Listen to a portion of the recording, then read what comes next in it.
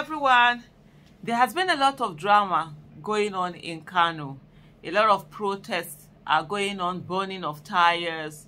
Those who are in support of the former Emir of Kano State, Aminu Bayero, they are there protesting and all of that. And then the supporters of Sunusi Lamido Sunusi, they are there jubilating and having, just being happy. And you see also, like Sanusi, it's not the one who is on the seat of power, and he has been reinstated officially by the government, and he has started his activities already. He's been going out. He has met with some district heads. I don't know whether it's all the district heads or some of the district heads. So the business, all of that has been going on. And so I saw a news item, particularly where the recently deposed or removed emir was saying that he was saying that nobody is above the law. Let's wait for court decision on my dethronement. Former Emir Bayero, that's Aminu Bayero, speaks up. And this is on Sahara Reporters, and it says, the 15th Emir said this while addressing his supporters and newsmen at the mini palace where he has been since his return to the state after his dethronement. Okay, so like I've said, let me just explain some of the things I explained. I think, was that 2018 when Sanusi was dethroned? He left immediately where it said he can't come back. Well, it's a tradition because you can't have two emirs, two kings in one place. So if there's any dethronement, it's almost as if you're banished. You can't come back because there are some people whose loyalty will always be to you. So like this one, even Alhaji Aminu Bayero was initially out of Kano. It was yesterday or thereabout when he came back, and we saw some people who there was allegation that the National Security Advisor had a hand in it. He bought in 2 planes for him to be flown back to Kano, but there have also been a refutal from the National Security Advisor where he said, oh, he doesn't have a hand in this, because there was a lot of bashing from Nigerians against the National Security Advisor. People are saying that people are being killed, people are being kidnapped, a lot of insecurity. He hasn't said it. I even had to ask a question. Did he say anything about the terror attack that happened inside the heart of Abuja? But anyways, all of this, it's by the way, but he is there now because at one time they were struggling to actually get what do you call it now, access to the palace, and it was said military were sort of like deployed to be able to help him get that access into the palace. The governor stand his ground. The governor even at one time also said he was going to arrest, call for the arrest of Alhaji Aminu Bayero. The newly sacked Emir of Kano, Alhaji Aminu Bayero, has urged the residents of the state to respect decisions of court in the ongoing power tussle within the emirate. The 15th Emir said this while addressing his supporters and newsmen at the mini palace where he has been since his return to the state after the dethronement. He expressed his confidence that the court would decide justly on the matter and vowed to accept whatever the law states, adding that Kano is an important state in Nigeria.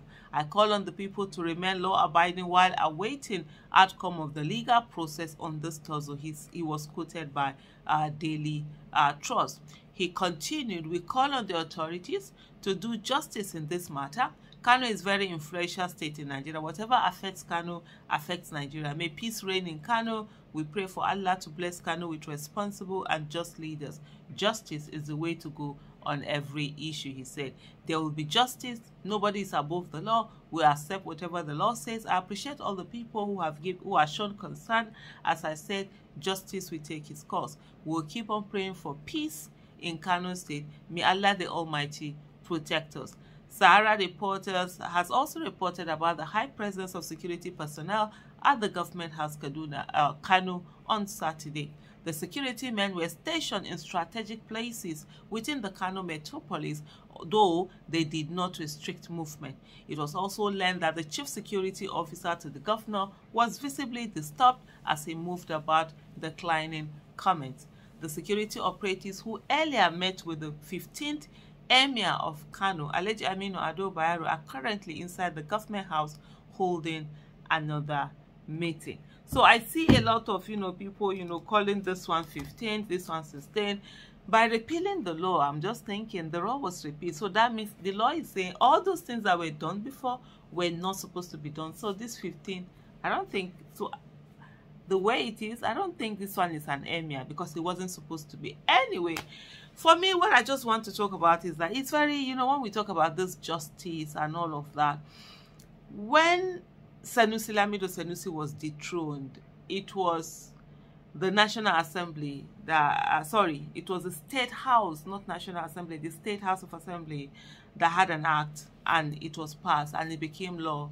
And they removed Sanusi, where they talked about that for, how did they put it now, for insubordination, he was removed, and Alhaji Aminu Ado Bayero immediately was installed as the Emir of Kano State. He didn't see anything wrong in that whole shabby thing, because as of that time, Sanusi was very vocal. Sanusi Lamido Sanusi was very vocal. He's still very vocal, and he had criticized the government and all of that. And the next thing, boom, he was removed. Not only was he removed, the Kano Emirate was balkanized into several parts. 4 other additional parts were created, and yet when they made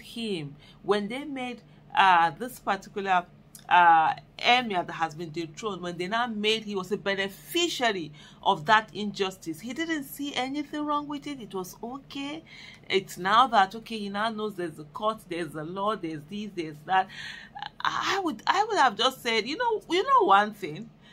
There's someone who actually has a suggestion. I saw a tweet, and I put it, and I screenshot that tweet. Let me go and look for that tweet.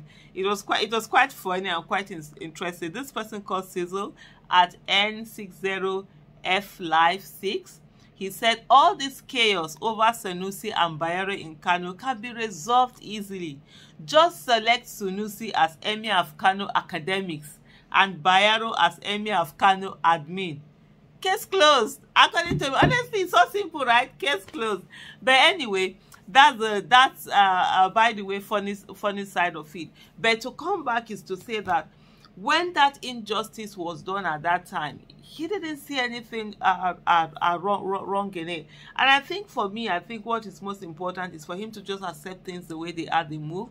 And then if they just want to be, well, I wanted to say if they want to be running mad, but it's not in my mouth. If it's not in my mouth, you will hear that someone said that if 2 emirs want to be running mad.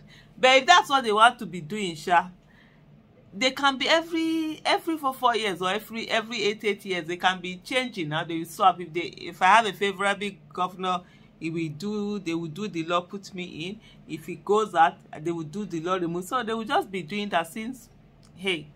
But you know what is most painful in all of this is the fact that we still have a legislative arm of government that can be used by anyone. And I keep talking about this all the time.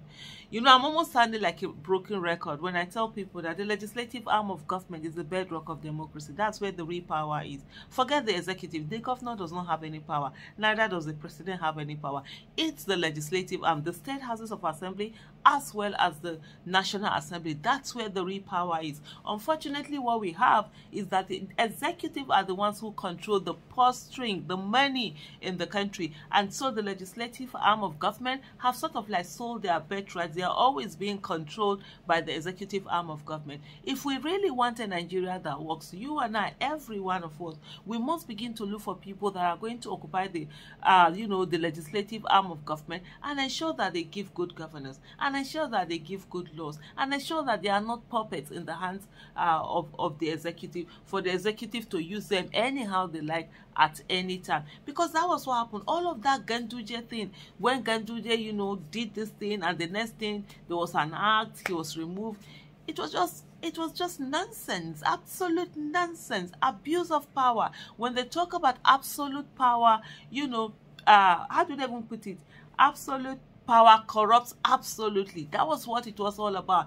Ganduje had gotten to a place where he felt he was so powerful and he could do anything and nothing could be done. Oh, well, he's there now as some chairman as somewhere. And this is what it is. If we have people with honor, people with integrity, people who have second jobs, people who will not be like puppets, we'll have people who will be ready to look at the governor and say, no, what bill is this they are bringing? Even when they bring executive bill, they'll throw it away because it's not bill that favors the people. It's bill that is either there to be vindictive or be there to, you know, sort of favor one person, and that's definitely not the way that it's supposed to be. And just to add a bit of historical context to all of this, in 2014, I think 2014 was it when Sanusi Lamido Sanusi was first, you know, installed as the Emir of Kano State after the death of Alhaji Ado Bayero. In fairness to Alhaji Aminu Ado Bayero and the people of Kano State, Aminu Ado Bayero was the option. He was the one that the people wanted. He was the one that was chosen. But the governor used his power, which was Kwankwaso was the governor at that time, and there were two. You know, there were two. I don't know whether some people do remember this. There was a lot of tussle. So the Jonathan administration, Jonathan government also wanted Alhaji Aminu Ado Bayero. I always mix up them because he's using both of his father's names. So I'm always like, when I'm saying it, I'm like, okay, Alhaji Ado Bayero is late, so but he uses both. So it's Aminu Ado Bayero, to the extent that it almost caused problem, you know, in Kano State when the federal government immediately sent congratulatory message to Aminu Ado Bayero when they had not finalized on it. And at the end of the day, you know, it was Sanusi Lamido Sanusi. There were a bit of protests and all of that, but this one, he was calm. He said, okay, it's okay. So yeah, I understand right from there. He was the one that was chosen, but the final person who had the say, you know, made the choice that he was going to make, and it fell within the ambit of the law. But the removal of Sanusi absolutely was just an abuse of power that was done by Ganduje. But for me, I think there are times where people have to bury their personal ambition. People have to let their personal ambition go away for the greater good. And this is the time that I think Alhaji Aminu Ado Bayero should think about the greater good and just move on from this. And then if they want to follow the other advice, they say they can be doing ping pong, ping pong, ping pong, like politicians are using them to do ping pong, ping pong, ping pong, ping, ping, ping pong. Power, power, power. Oh, Lord have mercy. People are really interested in that thing. I hate power. I just love being my free self. Let me not be responsible for anyone, just be responsible for myself. But the way some people love it, Thank you for watching. Bye.